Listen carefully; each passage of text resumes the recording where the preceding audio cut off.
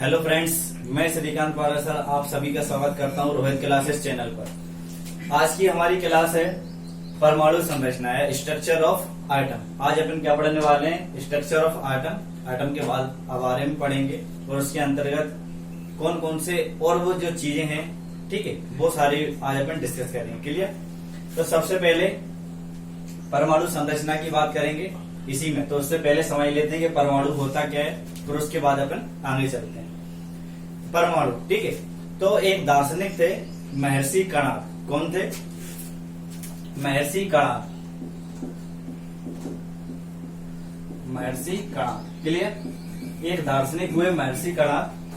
इन्होंने बताया कि जितना भी जो ब्रह्मांड में कुछ अगर मैटर है, पदार्थ है, अगर अपन उसको तोड़ते हैं, क्लियर, अगर अपन उसको तोड़ते हैं तो जब तक तोड़ते जाएंगे कि बिल्कुल सूक्ष्मतम कण ना आ जाए, तब तक तोड़ेंगे जब तक बिल्कुल एक सूक्ष्मतम कण ना आ जाए। उसके बाद वो बिल्कुल न टूटे, अविभाज्य ना हो, मतलब तब तक तोड़ते हैं जब तक वो लास्ट उस पॉइंट तक ना पहुंच जाए जिसके बाद वो टूटना बंद हो जाए। उसी कण को क्या बोलेंगे अपन? परमाणु बोलेंगे। क्लियर हुआ? महर्षि कणाद ने क्या बोला? महर्षि कणाद ने बोला कि ब्रह्मांड में जो भी मैटर है या पदार्थ है, उसका अगर अपन विखंडन करते हैं तो तब तक विखंडन करते हैं कि लास्ट पॉइंट जो आएगा उसके बाद उसका विखंडन संभव ना हो। क्लियर? उस कण को क्या बोला गया? परमाणु बोला गया। क्लियर हुआ? किसने बोला? महर्षि कणाद, एक दार्शनिक थे। उनके अकॉर्डिंग उन्होंने बताया परमाणु के बारे में। इतनी बात क्लियर हो गई। अब एक और बात, परमाणु नाम। क्लियर? उस कण का परमाणु नाम किसने दिया? डेमोक्रिटस।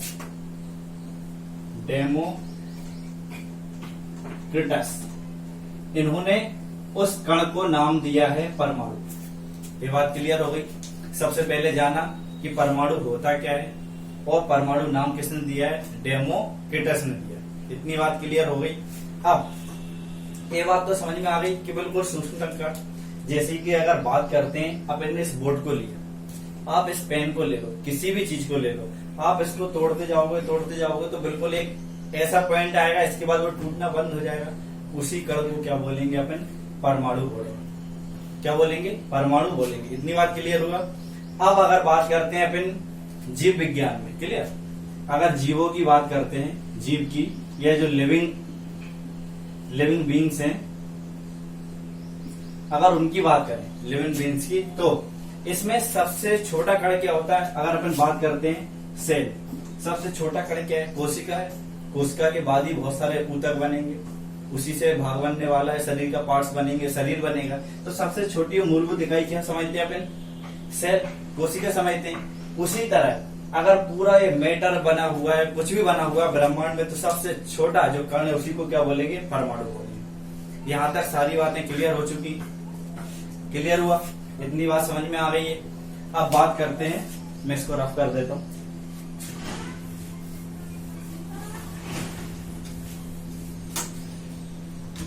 सबसे पहले अपन चलते हैं लगभग 13.8 बिलियन ईयर्स। कितने साल पहले चलते हैं? 13.8 बिलियन ईयर्स पहले। क्लियर? 13.8 बिलियन वर्ष पहले अपन जा रहे हैं। तो उस समय पे क्या था? ये कुछ ब्रह्मांड और ये सब चीजें तो थी नहीं, कुछ भी नहीं था। आप तो ये मान के चलो, समय क्या था? बस एक गोला था। ठीक है? क्या था? सिर्फ एक गोला था। अगर अपन 13.8 बिलियन वर्ष पहले जाते हैं तो उस समय पे क्या था? मात्र एक गोला था और कुछ भी नहीं था, न एक गैलेक्सी, पृथ्वी, धरती, कुछ नहीं पता था। क्लियर? एक गोला था। तो अंदर क्या हुआ? दबाव के कारण, गोला के अंदर दबाव के कारण क्या हुआ? विस्फोट हुआ है, जिसी को क्या बोला जाता है? बिग बैंग थ्योरी बोलते हैं। क्या बोलते हैं?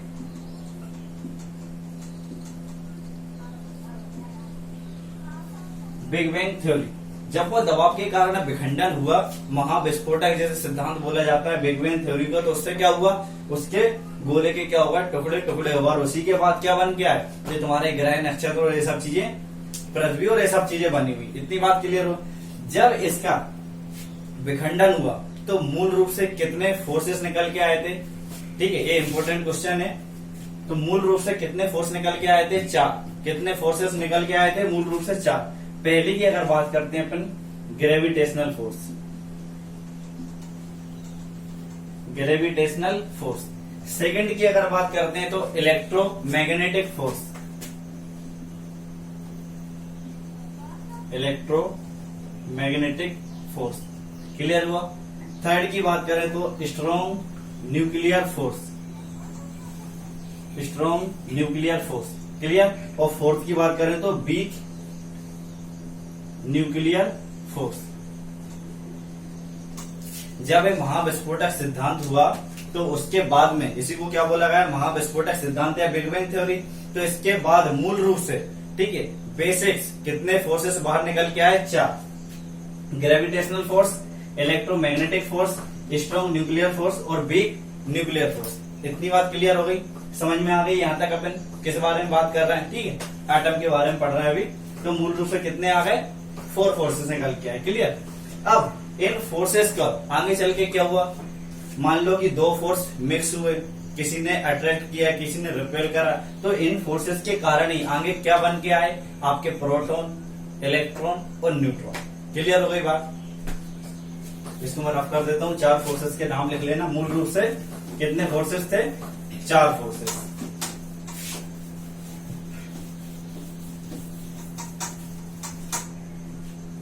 ठीक, क्या क्या बन, बाद में क्या क्या बना, प्रोटॉन, न्यूट्रॉन और इलेक्ट्रॉन। ठीक है, ये सब चीजें क्या हुई फिर बाद में बनी। इतनी बात क्लियर हो गई। अब इनके बारे में एटम के अंदर प्रोटॉन, न्यूट्रॉन, इलेक्ट्रॉन, सारे के बारे में अपन को पढ़ना है डिटेल्स में। ठीक है, तो मैं एक एक करके समझाता हूँ। इसे मैं रफ कर देता हूँ। सबसे पहले डिस्कस करेंगे प्रोटॉन के बारे में। किसके बारे में, प्रोटॉन के बारे में डिस्कस करने वाले हैं। तो पहला अपन क्या लेते हैं, प्रोटॉन।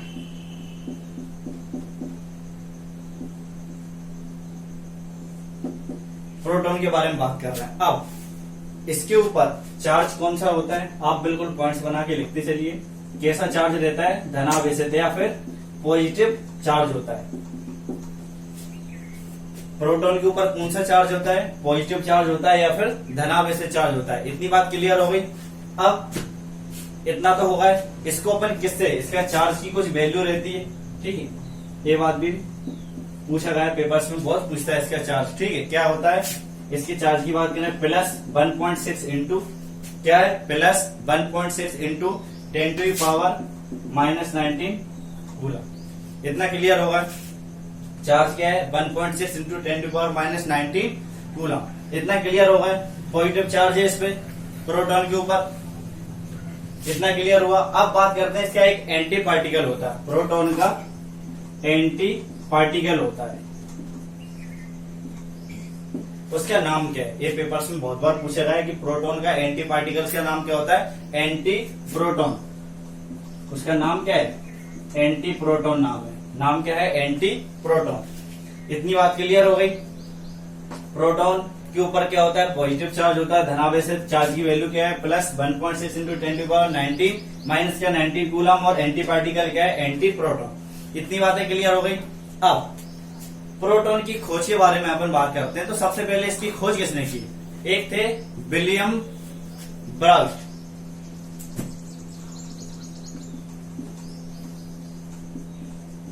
विलियम ब्राइट एक कौन थे, साइंटिस्ट थे, विलियम ब्राइट। इन्होंने क्या करा, 1815 में इसके बारे में धारणा दी। ठीक है, इसके बारे में बताया। 1815 में क्या बताया कि हाँ, प्रोटॉन नाम की भी कोई चीज होती है। अपनी मन से आया उन्होंने जो थी वो बताई कि प्रोटॉन नाम का भी कोई पाया जाता है। ये सब उन्होंने धारणा दी, मतलब उसकी खोज नहीं कर पाया प्रॉपर। ठीक है, तो कभी कभार पूछ लिया जाता है कि विलियम ब्राइट ने क्या दी, प्रोटॉन की धारणा दी थी 1815 में। लेकिन इसकी खोज किसने की, गोल्डस्टीन ने। इसकी खोज किसने की है, गोल्डस्टीन ने की है। और कब की है, 1886 में। इतनी बात क्लियर हो गई। कब की है, 1886 में। यहां तक पहुंचे अपन। अब बात करते हैं प्रोटॉन के मास की। द्रव्यमान कितना होता है, इसका द्रव्यमान कितना होता है। तो इसका द्रव्यमान होता है 1.67 इंटू, और भी रहता है 1.67, पूरा लिख लो आप, 1.6726 इंटू 10⁻24 kg। क्लियर होगा, -24 kg। तो ये क्या है, मास है इसका। अब प्रोटॉन के बारे में फिर से देखते हैं एक बार। प्रोटॉन के ऊपर क्या होता है, पॉजिटिव चार्ज, धनावेश, ठीक है। चार्ज की वैल्यू क्या है, 1.6 इंटू 10⁻⁻19 कूलम। एंटी पार्टिकल का नाम क्या है, एंटी प्रोटॉन। विलियम ब्राइट ने सबसे पहले प्रोटॉन की धारणा दी 1815 में, लेकिन उसकी खोज किसने की, गोल्डस्टीन ने 1886 में। इसका मास, द्रव्यमान कितना होता है, 1.67226 इंटू 10⁻⁻24 kg। इसके बारे में इंफॉर्मेशन अबाउट प्रोटॉन। इतनी बात क्लियर हो गई। अब देखते हैं नेक्स्ट, ठीक है। 3 चीजें पढ़ने वाले हैं अपन, प्रोटॉन, इलेक्ट्रॉन, न्यूट्रॉन। तो अपना प्रोटॉन कंप्लीट हुआ। अब बात करते हैं अपन न्यूट्रॉन की। अब बात करते हैं अपन न्यूट्रॉन की। न्यूट्रॉन पे कोई भी चार्ज नहीं होता है, क्लियर। सबसे पहला नो चार्ज, इस पे कोई चार्ज ही नहीं होता है, प्लस नेगेटिव कुछ भी नहीं होता, क्लियर। अब बात करते हैं इसके अंदर और क्या पाया जाता है, क्लियर। अब पहले इसके मास की बात कर लेते हैं अपन कि न्यूट्रॉन का मास होता कितना है, क्लियर। न्यूट्रॉन का मास होता कितना है, कितना होता है 1.67, कितना होता है 1.6749 इंटू 10⁻⁻24 kg। ये क्या होता है, इसका मास होता है, किसका, न्यूट्रॉन का। उस पर कोई भी चार्ज नहीं होता। यहां तक बात क्लियर हो गई। अब इसका जो द्रव्यमान रहता है, इसका जो द्रव्यमान है वो किसके बराबर रहता है, वो प्रोटॉन के बराबर होता है। इसका जो द्रव्यमान है वो किसके बराबर है, न्यूट्रॉन का द्रव्यमान किसके बराबर है, प्रोटॉन के बराबर। ये बात क्लियर हो गई कि न्यूट्रॉन का जो द्रव्यमान होता है वो किसके बराबर है, प्रोटॉन के बराबर है। क्लियर हो गई बात। अब इसके बारे में और देखते हैं। हाइड्रोजन, जो अपना हाइड्रोजन है, अपन ने बात की थी हाइड्रोजन जब एलिमेंट पढ़ा था, तो हाइड्रोजन को छोड़कर बाकी जितने भी क्या है एलिमेंट जो भी हैं, उनके नाभिक में क्या पाया जाएगा, आपको न्यूट्रॉन पाया जाएगा, क्लियर। यहाँ पे एक्सेप्ट क्या है, हाइड्रोजन को हटा दो, हाइड्रोजन को छोड़कर बाकी सभी जितने भी एलिमेंट है उनके नाभिक में आपको क्या मिलेगा, न्यूट्रॉन मिलेगा, जबकि हाइड्रोजन में नहीं मिलता। हाइड्रोजन को छोड़कर सभी तत्वों में न्यूट्रॉन पाया जाता है, न्यूट्रॉन पाया जाता है। समझ गए ना ये चीज।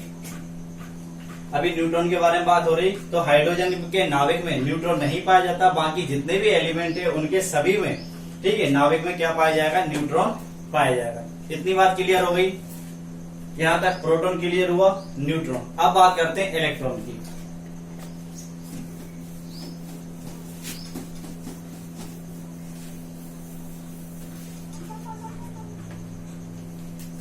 अब बात कर रहे हैं किसकी, इलेक्ट्रॉन की।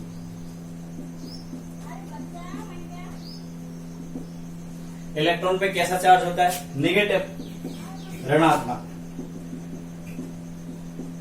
सिंपल, सबसे पहले, ठीक। कौन सा चार्ज होता है, नेगेटिव चार्ज होता है। इतनी बात क्लियर हो गई। अब इसकी खोज किसने की है, जे थॉमसन ने, जे थॉमसन। अभी अपन सारे के सारे परमाणु मॉडल पढ़ने वाले हैं, एक एक करके, रदरफोर्ड, ठीक है, जितने भी लाइन से, नील बोर्ड के सभी चीजें पढ़ेंगे, तो आपको उससे और इन्फॉर्मेशन पता चल जाएगी कि किस तरह से किसकी खोज की गई है, ठीक है। इलेक्ट्रॉन की सबसे पहले खोज किसने की है, जे थॉमसन ने की। कब की, 1897 में, 1897 में। इतनी बात क्लियर हो गई।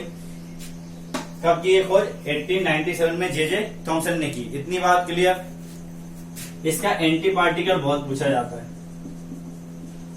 इसका एंटी पार्टिकल, इलेक्ट्रॉन का एंटी पार्टिकल का नाम क्या है, पॉजिट्रॉन।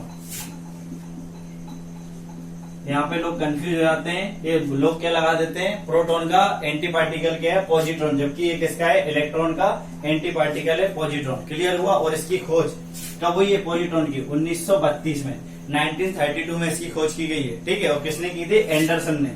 इसकी खोज किसने की है, एंडरसन ने की है। इतनी बात क्लियर हुई।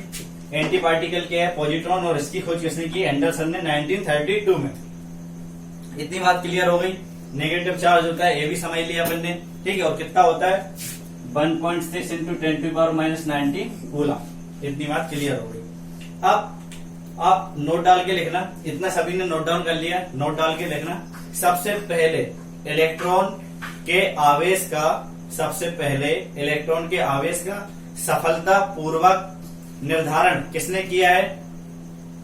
सबसे पहले इलेक्ट्रॉन के आवेश का सफलता पूर्वक निर्धारण किया है मिलीकन ने। तो उसका नाम बहुत ज्यादा इंपॉर्टेंट है, नाम क्या है? मिलीकन। ये क्या है नाम? मिलीकन ने किया है। क्लियर हुआ? किसने किया? मिलीकन ने। इतनी बात क्लियर हुई? नोट डाल के लिख लिया। एक और पॉइंट लिखना उसमें, इलेक्ट्रॉन की तरंग प्रकृति की खोज डी ब्रोगली ने की है। इलेक्ट्रॉन की तरंग प्रकृति की खोज किसने की है? डी ब्रोगली ने। कौन सी? तरंग प्रकृति। इलेक्ट्रॉन के तरंग प्रकृति की खोज की है डी ब्रोगली ने। नोट डाउन कर लिया इतना? क्लियर? अभी अपन ने क्या समझा? परमाणु होता क्या है, ठीक है। परमाणु के बारे में महर्षि कणाद ने क्या बताया, उसका परमाणु नाम किसने दिया, और सबसे पहले बिग बैंग थ्योरी जब घटित हुई तो कितने फोर्स निकल के आए? 4। उनके बारे में जाना, और उन फोर्सेस के अकॉर्डिंग कितने पार्ट्स बन के देखे अपन ने? प्रोटॉन बना, इलेक्ट्रॉन और न्यूट्रॉन, और उन तीनों के बारे में अपन ने डिस्कस कर लिया। तीनों के बारे में अपन ने क्या करा? डिस्कस करा।